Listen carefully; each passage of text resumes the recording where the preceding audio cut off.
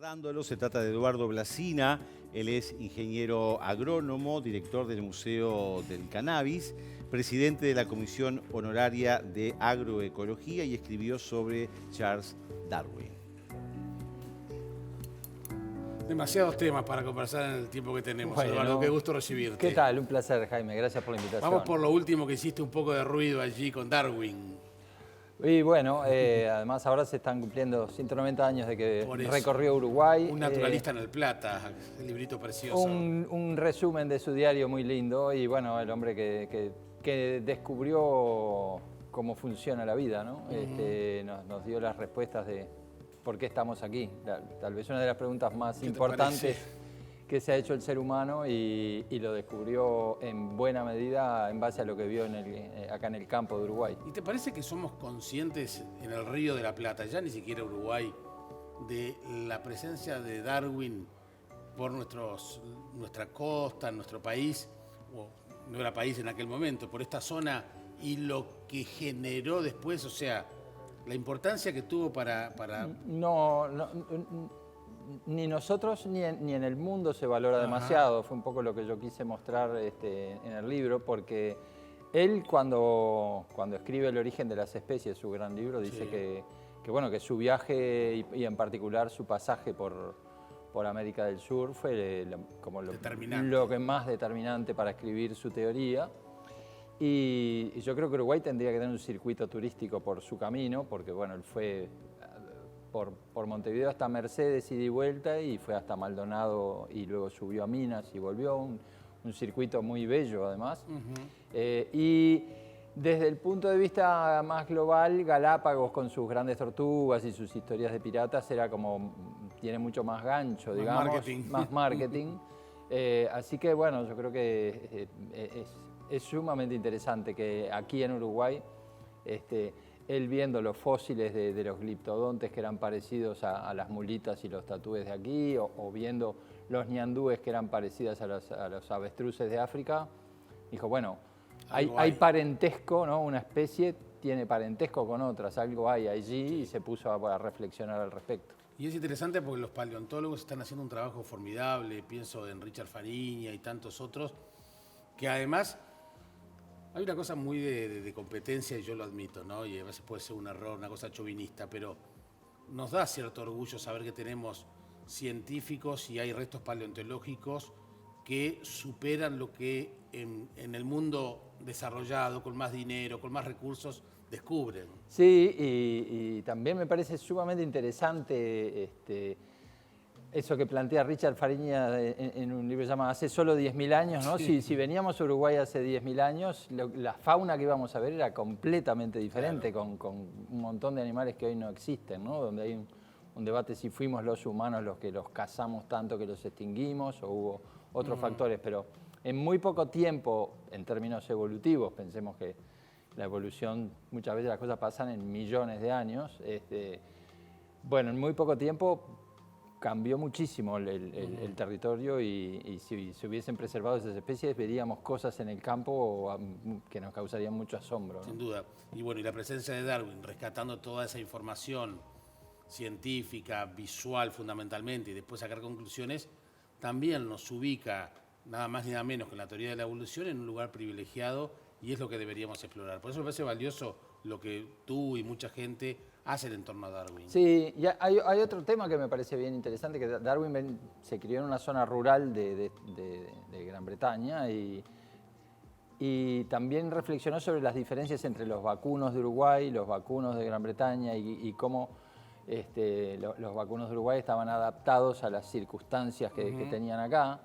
De modo que, porque también reflexionó sobre cómo opera la selección natural, pero de cómo opera la selección artificial que hacemos los humanos, que tratamos de llevar la evolución hacia donde nos conviene productivamente, ¿no? Entonces, bueno, también es alguien que hizo de las primeras reflexiones sobre la ganadería uruguaya, que es como el gran sector productivo de Uruguay. Lo juntamos con La Tierra Purpúrea y tenemos una radiografía espectacular. Sí, un libro maravilloso, La Tierra Purpúrea, bien interesante como una... Que tiene que ver con, más o menos en la Sí, misma época, sí, ¿no? porque además Hudson fue muy influenciado por Darwin. Bien, así que el nombre del libro tuyo... Darwin en el Plata, el descubrimiento de la evolución. Ahí va, fue Banda Oriental la editorial, ¿no? Banda Oriental. Banda Oriental, así que van a aprender e interesarse mucho. Es casi que un libro de aventuras, le diría, porque así lo plantea Eduardo. Pero bueno, el otro tema que nos convoca, porque ya no escuchamos hablar tanto, como que entramos en una meseta, no sé si porque nos acostumbramos, porque vinculado al Museo del Cannabis, que era algo raro en su comienzo, como vos lo planteabas, y te entrevistábamos casi justamente por por plantear el tema desde el punto de vista educativo, de difusión, de divulgación. El museo está allí, sigue funcionando y no escuchamos hablar tanto de él. Bueno, en realidad se va a escuchar dentro de poco porque hemos hecho un acuerdo con la gente de la Expo Cannabis, que lo va a relanzar en breve. Yo creo que a mí me causa un poquito de dolor el tema cannabis en Uruguay por cómo seguimos sin aprovechar una gran oportunidad con una planta que en muchas partes del mundo, a partir de que Uruguay legalizó, en Canadá, en Israel, en Tailandia, en varios países, está teniendo un desarrollo como planta vinculada a la medicina, como alimento, como textil. Claro, y tú nos acá, mostraste... bueno, no hemos logrado explicarle al sistema político, creo, todas las prestaciones que esta planta le ha dado al ser humano durante miles de años. Yo pensaba cuando se legalizó que íbamos a tener a esta altura medicamentos hechos en Uruguay y no importados de Suiza, que es un gran absurdo. Pensé que el cáñamo, el cannabis que no es psicoactivo, iba a tener sus flores de venta libre. Vendemos el psicoactivo y no vendemos el no psicoactivo. Pensé que los políticos iban a leer un poco más y iban a tomar decisiones basadas en ciencia.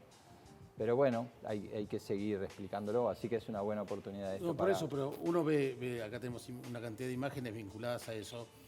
Es muy didáctico, porque uno tenía, y muchos seguimos teniendo, pero una cantidad de prejuicios. Y lo que ha hecho el museo es justamente mostrar una cantidad de usos posibles para tratar de derribar esos prejuicios. Sí, pero bueno, son difíciles de derribar. Sí, ya lo decía Einstein, ¿no? Pero yo creo que vale la pena una reflexión sobre que Uruguay sigue perdiendo una oportunidad muy valiosa. Lo que pasa es que seguramente se legalizó porque se pretendía, capaz que empezó mal, nació mal la cosa. ¿Cuál es el objetivo para regularizar? Se había dicho en su momento que era para combatir el narcotráfico. Bueno, eso también, ¿no? O sea, por un lado yo creo que respecto al uso del cannabis, creo que es mucho mejor que la gente pueda ir a una farmacia o ir a un club que ir a una boca, ¿no? O sea, todo lo que sea que nadie vaya a una boca es tremendamente recomendable. En segundo lugar, creo que llevar preso a una persona porque tiene 3 plantas en una maceta, en una casa, es algo muy cruel, ¿no? Pensar que alguien va a terminar en el sistema penitenciario uruguayo por tener unas pocas plantas de lo que se le antoje en su casa. Yo creo que esas son las razones que quienes planteamos la legalización desde la llegada de la democracia a Uruguay, teníamos que decir, no lleven preso a una persona porque tiene una planta en la privacidad de su casa. Luego, bueno, se avanzó de una manera tal vez sorprendentemente rápida, pero sin demasiado, me parece a mí, convencimiento. Ahí está, ¿no? O sea, nunca el sistema político se puso a estudiar en serio el tema y creo que les vendría bien un viaje a Israel, por ejemplo, donde hay un trabajo en investigación en temas médicos que es riquísimo y que aquí tampoco ha llegado. Pero bueno, tenemos que aprovechar cada instancia que tenemos para decir el cannabis se ha cultivado durante miles de años, se le ve en muchos lugares del mundo un potencial enorme. Ahora está Australia a punto de legalizar, Alemania estaba a punto de legalizar hasta que empezó la guerra y otros temas ocuparon lógicamente la agenda parlamentaria. O sea, el paso que dio Uruguay es un paso que se va a seguir tomando en distintos lugares del mundo porque se entiende que la prohibición no es una solución para nada y trae muchísimos problemas. pero hay todo un potencial de un sector ¿Qué se que puede hacer? captó... Justamente para Y bueno, desarrollarlo, yo que creo todavía que, no yo sea- creo que una cosa que hay que hacer es despolitizar el tema en términos partidarios, ¿no? O sea, Estás en Uruguay. lo otro es también sacarlo de una especie de debate religioso. Hay sectores como muy religiosos que se oponen por razones, no sé, de algún tipo que no logro entender del todo, pero yo me que decís, se oponen. desarrollar una industria textil en torno al cáñamo, por ejemplo. Desarrollar una industria farmacéutica local. Eso es lo que está allí esperando suceder.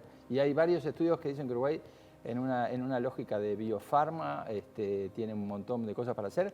Y es la agricultura más sofisticada que tenemos, y hay ya laboratorios instalados que son tremendamente sofisticados, pero bueno, hay que ¿Alguien lo facilitar. está discutiendo eso? ¿Hay alguna iniciativa concreta? Y bueno, estamos intentando explicarlo a veces con bajo perfil. ¿Y en qué cancha está la pelota esa? Por lo menos para empezar a Y discutirlo. bueno, siempre la cancha está en la del Poder Ejecutivo. Así que, bueno, esperemos lograr mover la pelota un poquito.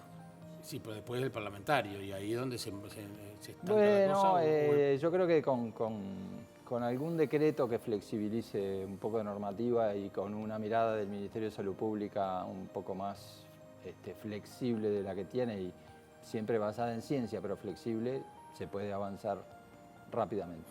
Por el tema de los medicamentos y otro tipo de usos.